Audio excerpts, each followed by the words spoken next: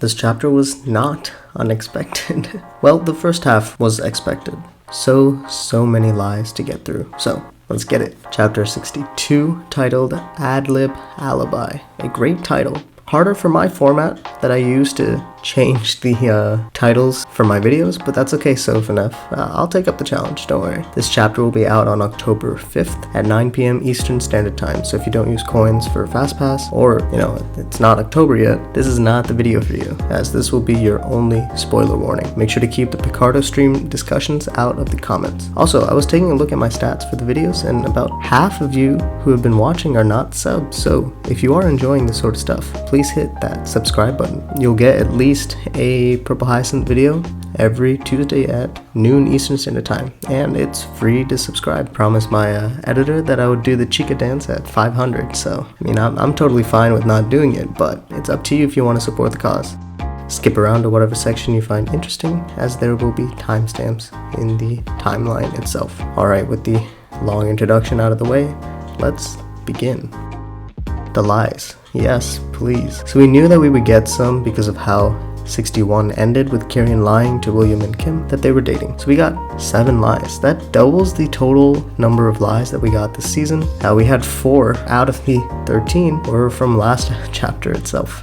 You'd love to see it. And every single lie this season has come from Kieran so far. And Kieran comes up with a pretty convincing first lie, as it was his idea to hide the relationship because he was applying for a position at the same workplace to remove any bias or anything, which is understandable. If you want to be hired for a position, you should think of professional connections, not personal connections, to get you through to that interview or position, as professionalism obviously holds more value in that setting. Granted, none of that really matters in this particular instance because the Phantom Scythe rigged it to get Kieran into the 11th precinct. The dates that Kieran concocted line up with Loon's raids, so Kieran honestly was very prepared for this response / situation, so he definitely had this in his back pocket, just waiting to use it at the right time. Although he was talking about that Lauren agreed to go out with me again in a dating context, which is why it came up as a lie in red, but Lauren did agree to continue to go out with him in a vigilante aspect, so he's not wrong there. And the banter of putting each other down in these lies about being nervous when the feelings might not be reciprocated, or that she was happy and she nearly cried was kind of sad for me. I'm willing to bet that these same lines will be used in a much different context near the end of the series or in season 3. I hope I didn't just speak that into existence, because boy will it be heartbreaking. Kieran actually nervous that his feelings would not be reciprocated, and Lauren potentially crying from happiness when Kieran confesses on his deathbed. Man, anyways, most of Lauren's lines this episode were lies as well, but her own ability doesn't work on her, so we gotta use our own deduction. I'm willing to bet that the only truths that she spoke this entire episode was the I in the beginning, and talking about meeting at the cafe. Even though Lauren didn't know at that time until Kieran told her that he saw her ability. I think everything else was a lie. It's also funny that Lauren only fixated on Kieran's low-key flirting compliment about her eyes because she assumed that he was going to say pensive, which he does, but the way that this line was delivered by Kieran initially sounded pretty sweet, but it kind of gets countered by the other truth that he says later, that her pensive eyes make it hard to figure out what she is thinking. The ironic part is that usually either thinking about Dylan or she's fixated on the train bombing and everything related to that, which in turn is about Dylan. So it's quite easy to guess what's generally on her mind, just not the details, because she is still reluctant to share vital information to Kieran. Even though Kym's lines were all truth, the emotion and the energy behind it seemed a little too excessive for Kym's usual, which I think is best highlighted by her line that Lauren does tell her to turn off her telepathy, orchestrating their next encounter, which is so oddly theatrical to planning a attack or something of that nature. So I do believe that Kym has made the connection that Kieran is the other half of Loon, but she still doesn't know that Kieran is the Purple Hyacinth. This would in turn mean that Kym knows that there is a Phantom Scythe or an ex-Phantom Scythe member as part of the 11th, and most likely will tail Kieran as he heads to Herman's office. Also, Kym's line of, my girl is finally getting some.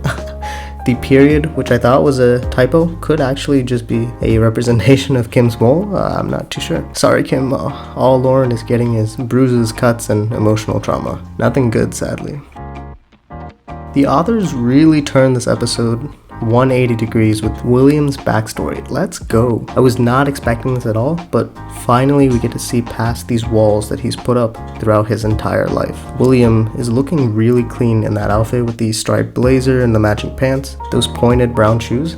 What a good fit. And William is considerate of his workers, and whoever this Anna is, she's already sus for taking that sick leave. We already know that employees of families could be Phantom Scythe like Abel Sandman, so is Anna Phantom Scythe? Is she Snapdragon? Who knows, but she better actually be sick. I'm pretty surprised that William's father is still alive. I guess my headcanon was that he was dead because Lauren only talked about William's mother, so I guess that was my fault for jumping into conclusions. I wonder what William's father actually does for work. I don't know if we got any foreshadowing here from the story or season 1, because we barely got any development of William. Jane Johnson is the full name of the maid with the wrist injury. I wonder if we've seen her name anywhere before. The last vertical panel is beautiful. The detail that went into everything is just wow.